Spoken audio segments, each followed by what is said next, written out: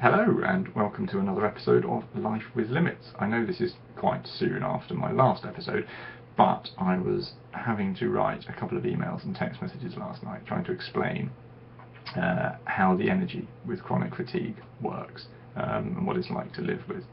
And I know that some of you will know about the spoon theory, and I will put a link in the description to it for those of you who don't know, or for those of you who want to share it with other people. But the spoon theory is an example of how much energy you have, and I have devised a different way to try and explain it, and a more visual way, I suppose, but not too visual because these are bottles of water and I don't want to get soaking wet.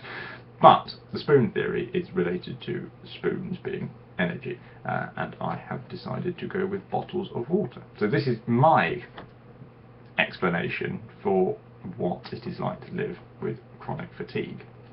Now these bottles, imagine if you will, are filled with energy, and normal people might have, I don't know, say 4 bottles of energy, and this is a lot of energy, is not very much energy at all. And in this bottle here there is a black line at the top. Now above this you feel good, below this you feel a bit tired. In this bottle here there is a black line at the bottom, and below this you find it very difficult to function. So you have to remember that because that's quite important.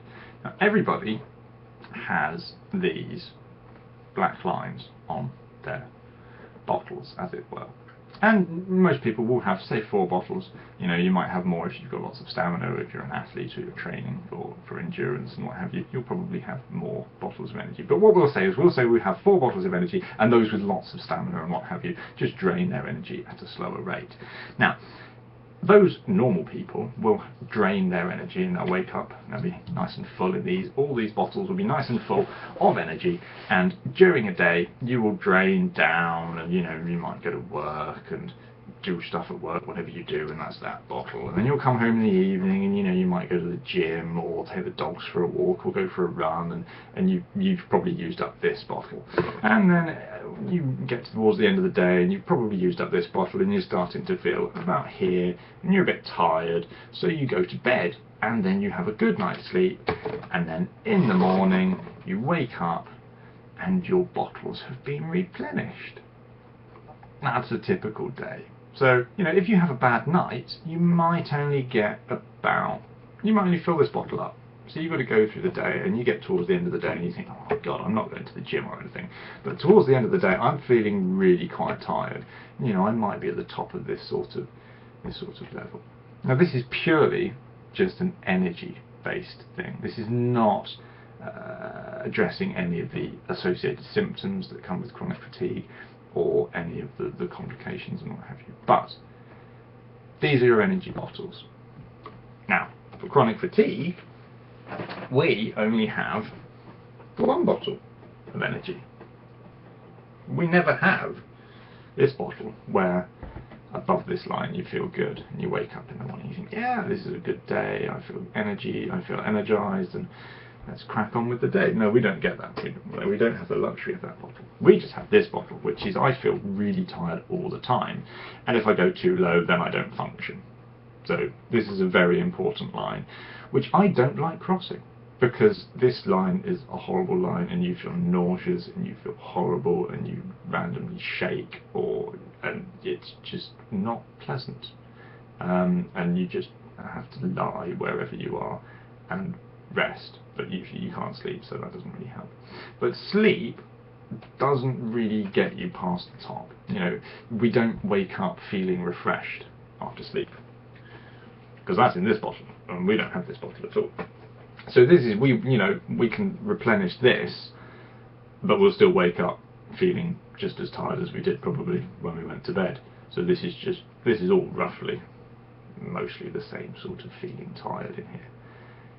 But we'll say we wake up in the morning, and as soon as we wake up we put a pinprick or a needle in through the bottom of here, so that as soon as we wake up, even though we're still in bed, we're draining energy, and energy is coming out. So it might not be coming out quickly, but it's coming out nonetheless. And when we wake up, and we decide to get up and put some clothes on and wash our face and what have you, we basically put a... Stop doing that, stupid dog. We get a pen. No, not a pen. We get a bigger hole. And we put a bit of bigger hole in the bottom, so it drains out quicker. So, you know, getting up, getting dressed, that's quite a big hole. And we want to do that. I don't want to say as quickly as possible, but we want to get that over and done with quite quickly, because well, it's draining energy, and we're not going to get that energy back during the day. So we're getting closer and closer to this line. So the quicker we stop doing that, so you know, I'll wake up in the morning, I'll put my clothes on, I'll come downstairs, and I will sit down on my chair in here. This is where I am for the day. And as soon as we've done that, we plug that bigger hole, put a bit of blue tack on it or something. So we've plugged that hole, so the energy is still trickling out through like the needle hole, but it's not quite so bad, and it's not as bad as when you're actually doing physical activity. And mental activity, you know, if I read a book, that punches quite a big hole in it. If I watch some television, that punches a hole in it. But resting plugs the hole slightly, so you just get the needle dribble. So that's always coming out from the moment you wake up to the moment you go to sleep. Stop doing that on the chair. Good girl. Right, now, I can't edit this because it's a stupid thing and Movie Maker doesn't work or whatever it is. Now, if you do anything physical, that's quite a big hole. So let's say that's a hole that a Sharpie's made in the bottom, which is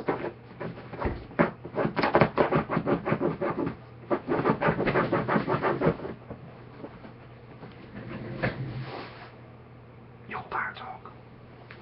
Now, if, for example, I have to let this little girl out, I have to get up and I have to walk to the back door, and she takes quite a lot of energy. So that's a Sharpie, you know, that's a Sharpie, and I have to want to let her out, and then I have to sit down in the lounge because I'm tired and I have to plug that hole. But then I have to walk back in here because I want to do stuff and talk to people, my friends and what have you. But talking to people, that's a hole.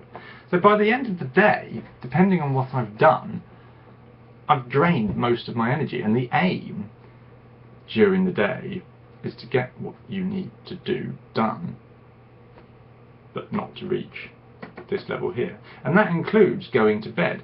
So I need to make sure that, you know, I'm about here, or I need to make sure I'm above this line before I go to bed. So my aim is to get to bed and about there, I think, so that I never get to this line. I don't want to get to this line because that makes me feel awful. But crucially, it's often the things that we don't associate with tiredness. So you would think reading a book, that's fine. Doing something physical, like going for a walk or something, that's going to make you tired. But the worst things that I find for draining energy are stress, and worry, and anxiety, and those you might as well just open the lid and start pouring the water out, because those are absolutely horrendous. And when you couple those with, say, if you go out as a passenger in the car, you know, that's really tiring. Walking to the front door, putting a coat on, that's draining energy. Getting in the car, going somewhere, that's draining more energy. That's quite a big hole, and that's draining it relatively quickly. But the anxiety that comes with that, you're just pouring water out, really. And it depends on, you know, how bad the anxiety is. But really, you never escape that constant draining of water. So sometimes it's easier just not to do things, because to do all of your stuff that you want to get done in a day and you only have this much, you know, you can do lots of little bits that drain a little bit of energy, or you can do one piece of something that drains a lot of energy. But then you've got to make sure you rest afterwards, and you've got to make sure that nothing else happens during the day, because if you drain this much energy doing one thing and you get to here and you realise that you've still got more stuff to do, well, then you can't because you can get to this too quickly, and if you get there then you can't function, so you've got to go to bed, which is rubbish. But I've been waffling for 10 minutes now, and I hope this is sort of explained what I mean about the energy. Doing this video has drained a fair bit of energy, so now I'm going to go and rest and stop the dog from scratching on the chair or something. But I hope this has helped, and I'm sorry if it's gone on for a bit too long. So I shall say goodbye and finish up my drink. Toodaloo.